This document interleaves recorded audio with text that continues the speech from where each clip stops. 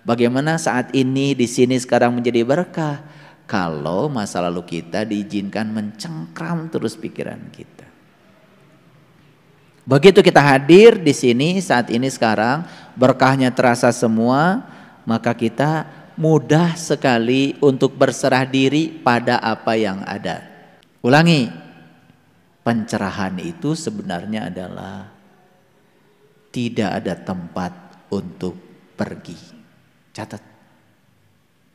Apa pencerahan? Tidak ada tempat untuk pergi. Mau saya buktikan? Begitu kita menolak apa yang ada saat ini dan kita seakan-akan menghindar dari situ, besok yang sama akan datang lagi. Besok yang sama akan, lusa yang sama akan lagi.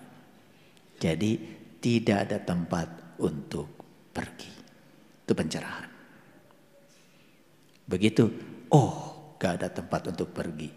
Sudah, saya berserah saja pada yang ada. Saya tidak memikirkan jalan lain di luar jalan yang ada di depan saya. Langsung tercerahkan. Itulah sumbernya kedamaian.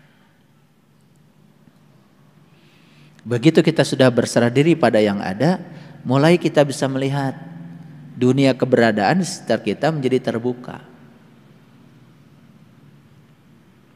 Begitu kita sudah bisa melihat dunia keberadaan yang sudah terbuka, keheningan mendalam dalam diri akan muncul. Akan muncul keheningan yang mendalam. Dan kita tidak tahu kenapa, dari mana keheningan itu. Pokoknya hening aja, keheningan itu akan muncul. Begitu keheningan sudah muncul, rasa damai mulai terbit. Begitu rasa damai terbit dari dalam, sukacita yang besar muncul. Begitu sukacita besar yang muncul dari dalam, kasih dalam diri muncul. Begitu kasih sudah muncul, kita akan melihat yang kudus, yang tak terbatas. Itulah Dia dalam diri kita. Maka kita akan melihat kemanapun kita memalingkan wajah, yang kita lihat cuma Dia saja. Keren gak kalau begitu? Keren gak kalau hidup kayak gitu? Iya, ayo keren jadi. Udah ngaji dengan saya, enggak keren-keren. COVID itu frekuensinya sudah diukur. Ya. Makanya segala sesuatu kalau dilihat dari sisi energi, frekuensi dan vibrasi, semua itu menjadi jelas. COVID itu ternyata energi. Walaupun kelihatannya materi, virus, tetapi aslinya energi sebetulnya.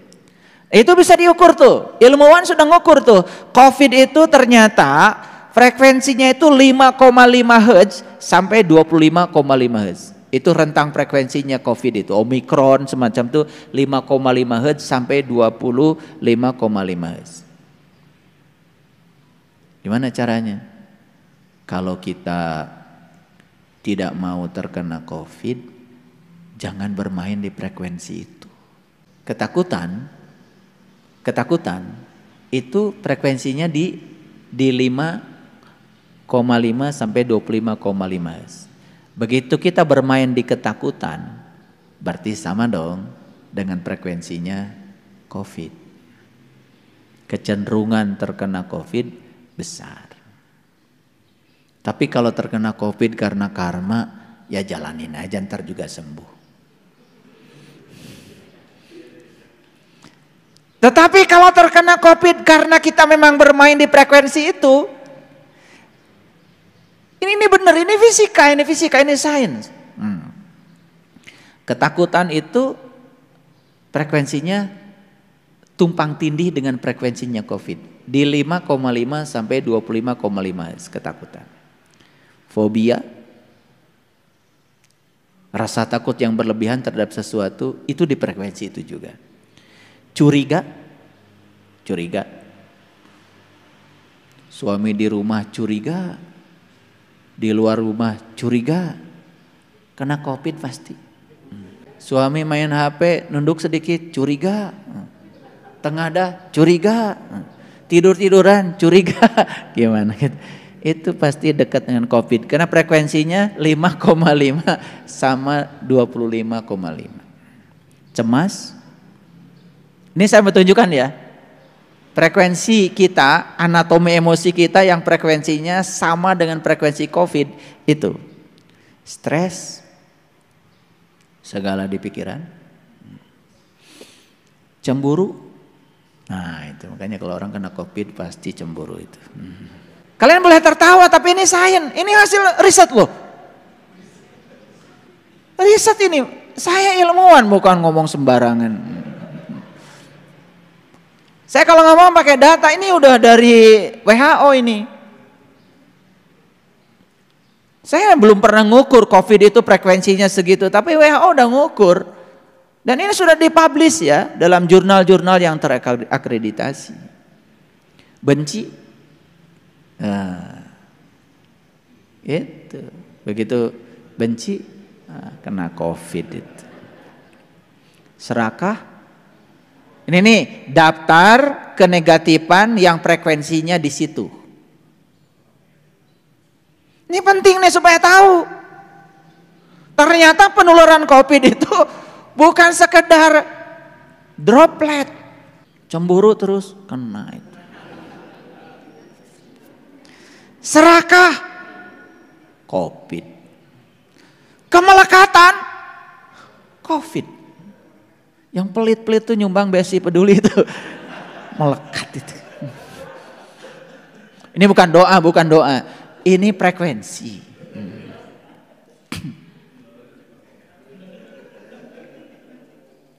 Iya dong. Ya, itu frekuensi. Nah makanya tempat-tempat yang getaran frekuensinya rendah di bumi ini dua yang paling harus kita tahu. Satu rumah sakit, dua penjara. Itu diukur loh, bukan sembarang ini. Jadi tempat-tempat yang frekuensinya rendah di bumi ini dua. Satu rumah sakit, dua penjara. Makanya ketika kalian bawa ke rumah sakit, jangan bawa anak. Ini suka maksa, nyogok satpam supaya anak bisa. Itu nggak bener itu. Karena rumah sakit itu frekuensinya rendah. Kan di rumah sakit itu coba, bagaimana nggak rendah? Satu, ada orang yang sedang aduh. Nah, aduh berapa frekuensinya? Ini ada ya. Ternyata aduh itu diukur frekuensinya itu 0,1 Hz sampai 2 Hz. Itu sudah di bawah COVID. COVID kan tadi 5,5 sampai 25,5 Hz. Aduh, itu 0,1 sampai 2 Hz itu. Aduh. Dan di rumah sakit yang gitu banyak, ya. Takut nggak bisa bayar rumah sakit. Nah, berapa frekuensinya nih? Ada nih ukurannya. Itu 0,2 sampai 2,2 Hz. Nyagering nyasian tapi bisa mayar coba. Turun itu frekuensi. BPJS nggak punya, kerja enggak, dililit pinjol lagi, gering asup rumah sakit coba, drop itu. Lihat wajah-wajah di rumah sakit. Makanya hati-hati itu ketika bergerak. Ini sains ya, jangan ketawa kalian. Ya, itu. Ya. Nah, sekarang frekuensi tinggi. Nah, kalau tadi frekuensi rendah kan? Supaya tahu. Frekuensi tinggi. COVID berapa? 5,5 sampai 25,5 Hz. Itu frekuensinya. Kedermawanan, rasa ingin berbagi, itu ternyata diukur oleh ilmuwan 95 Hz. Jauh di atas 25,5. Hayang nate mere. Nah, 95.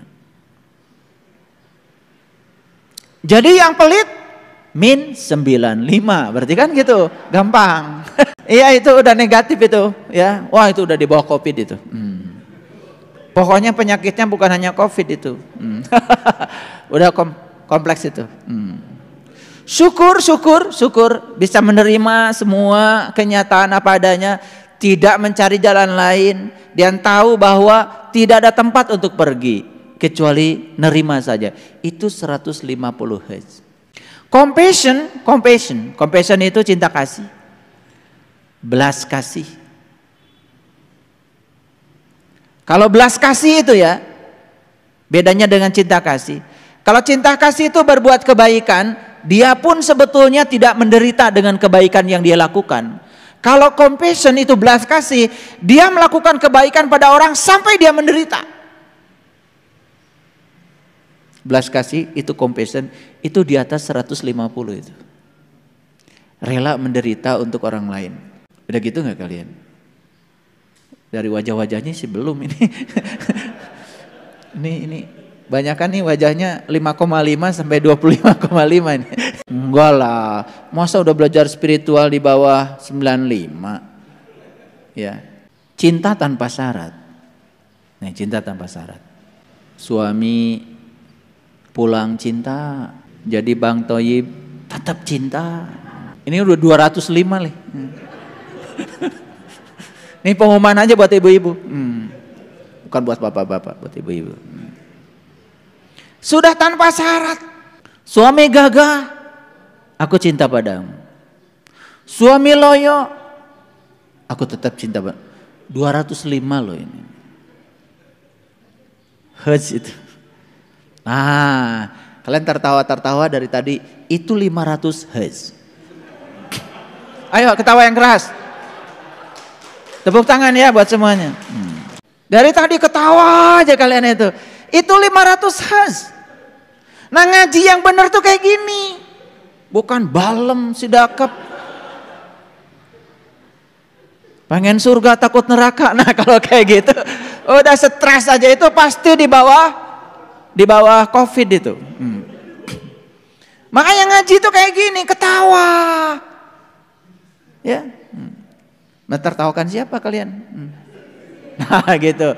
Tapi jangan mentertawakan orang lain. Dari tadi saya tahu kalian mentertawakan. Itu 500 hadiahnya. Lebih dari cinta tanpa syarat, coba. Murah nggak? Murah banget. Makanya kalian kalau dikasih gini jadi nggak mau berhenti. Berhenti dulu. Makanya banyak-banyak mencintai, banyak-banyak tersenyum, banyak terima kasih, banyak bernyanyi, banyak menari, ya, olahraga, menikmati alam. Kalau diajak sama saya, ayo kita pergi ke alam, nggak usah banyak mikir, pergi aja. Nah, karena itu akan membangun frekuensi di atas 500 Hz. Terus terang ya, kalau saya ngajak kalian pergi ke alam, kan kita ketawa aja. Itu menyehatkan itu. Dan ketawa itu sakral. Kalau ada yang bilang ketawa itu dosa, itu harus ngaji dulu itu. Belum benar tuh ngajinya. Dikit-dikit haram, dikit-dikit haram. Kan sekarang banyak yang kayak gitu ya. Ini haram, ini haram, ini haram. Aduh, repot banget gitu. Ya, kayak Tuhan aja dia itu. Itu karena belum pernah mendengar berita besar itu. Ngajinya belum tuntas itu. Makanya sekarang ngajinya berita besar. Ayo kita baca sekarang. A'udzubillahi minasyaitonirrajim. Bismillahirrahmanirrahim. Amma yatasaalun. Tentang apakah mereka saling bertanya? Tentang apa mereka saling bertanya? Ya? Anin naba'il adim. Tentang berita yang sangat besar. Apa sih berita yang besar itu? Alladzi hum fihi mukhtalifun. Yang mereka selama ini selalu perselisihkan. Kalla saya'lamun. Sekali-kali tidak. Kelak mereka akan tahu. Kelak mereka akan tahu. Tsumma kalla saya'lamun. Sekali-kali tidak. Kelak mereka juga akan tahu. Alam naj'al lil arda mihada. Bukankah kami telah menjadikan bumi itu sebagai hamparan? Ini mulai. Bukankah aku telah menjadikan bumi itu sebagai hamparan? Bumi ini tempat yang sangat luas tanpa batas. Kalau kita melihatnya ke dalam dan melihatnya bukan dengan mata yang luar. Menggunakan mata yang diberikan Allah kepada kita yang disebut dengan mata kolbu. Makanya mata kolbu harus dibuka. Begitu kita menggunakan mata kolbu, kita bisa melihat bumi ini sebagai hamparan yang tanpa batas. Luas. Betul? Coba kalau kalian udah jalan-jalan dari tempat yang luas itu, apa rasanya? Lega, luas, kosong gitu. Karena kosong itu punya kapasitas untuk menampung apa saja. Coba, rumah kita luas, banyak kosongnya. Enak kan? Kayak masjid ini. Masjid ini yang dibeli itu ini, tembok-temboknya aja. Kosongnya nggak dibeli. Makanya yang berguna itu sebetulnya yang nggak dibelinya, yang berharga yang dibelinya. Coba ibu-ibu beli emas, beli gelang, yang berharga itu kan emasnya, yang dipakai ruang kosongnya kok. Emang ada beli gelang nggak ada ruang kosongnya? Baru nyadar ya. Iya. Makin besar gelangnya, kan masih besar, makin besar ruang kosongnya. Makin mahal kan? Iya. Sama rumah juga, makin besar rumahnya, rumah yang besar itu rumah yang ruang kosongnya gede. Makanya kalau kita sudah bisa melihat bumi sebagai hamparan di dalam, lega, kosong. Wal jibala autada, dan gunung-gunung sebagai pasak. Tuh. Awas, gunung yang dimaksud itu bukan gunung Galunggung, gunung Merapi, gunung Gede, gunung Ceremai. Gunung itu adalah puncaknya kesadaran yang ada pada diri manusia. Itulah Sidratil Muntaha. Betul nggak itu pasak? Pasak tuh menguatkan. Makanya yang gunung-gunungnya itu sudah jadi pasak, sudah kuat, ya, sudah kuat. Kesadarannya sudah tinggi, maka dia akan melihat bumi ini hamparan, luas tanpa batas. Kemanapun dia memalingkan wajah, yang dia lihat adalah dia yang maha luas. Gak sempit lagi hidupnya. Ledakan itu terjadi di ruang sempit. Betul apa tidak? Jadi yang suka meledak-ledak tadi itu siapa? Sempit. Yang suka nyala-nyalakan orang tuh siapa? Sempit ilmunya. Yang suka merasa paling benar tuh siapa? Sempit sudut pandangnya. Ya, itu. Makanya bahaya ya, orang yang terbuka mulutnya masih tertutup kolbunya, itu sudah bicara di ruang publik. Bahaya itu. Menurut dia mah semua orang salah aja. Dia tidak tahu bahwa sebetulnya dalam hidup ini yang namanya salah, yang namanya benar itu penilaian. Yang namanya penilaian kan tergantung orang. Betul nggak? Tergantung orang yang menilai. Kalau dia si penilai itu sempit sudut pandangnya, dia akan berikan penilaian yang salah. Makanya ketika masih terjebak oleh benar salah, baik buruk, sebetulnya kita tuh belum kemana-mana. Ini saya harus bicara kenceng nih. Wa khalaqnakum ajwaja tuh pasangan. Jadi manusia ini sebetulnya berpasangan. Pasangan itu bukan suami istri. Suami istri itu adalah pilihan. Rek kawin menang teu ge pilihan teu kumaha maneh. Riweuh-riweuh teuing. Pasangan itu artinya pasangan itu artinya jasmani dan rohani. Makanya aku ciptakan manusia berpasangan, sejak diciptakan kita sudah pasangan. Jasmani dan rohani, sadar bahwa jasmani harus dikasih makan, rohani harus dikasih makan. Jasmani berasal dari bumi, kasih makanan unsur-unsur dari bumi. Rohani berasal dari Allah, wujudnya adalah cahaya di atas cahaya. Makanya makanannya juga pasti cahaya dong. Ini kadang-kadang sombong. Baru ngaji ditanya, dari mana ibu? Habis santapan rohani. Padahal makannya kupat, gehu, cireng, panglowana deh saya mah mungkus deh. Kaera meretara hayang nate berewe. Kagok lah. Bilangnya santapan rohani. Aduh. Maniasa pisan. Santapan rohani itu tidak terjadi di ruang begini, Bapak Ibu. Santapan rohani itu sendiri, hening, bening, dingin. Santapan rohani terjadi saat rohani kita sedang memandang Dia Sang Maha Rohani dengan mata rohaninya. Itulah santapan rohani.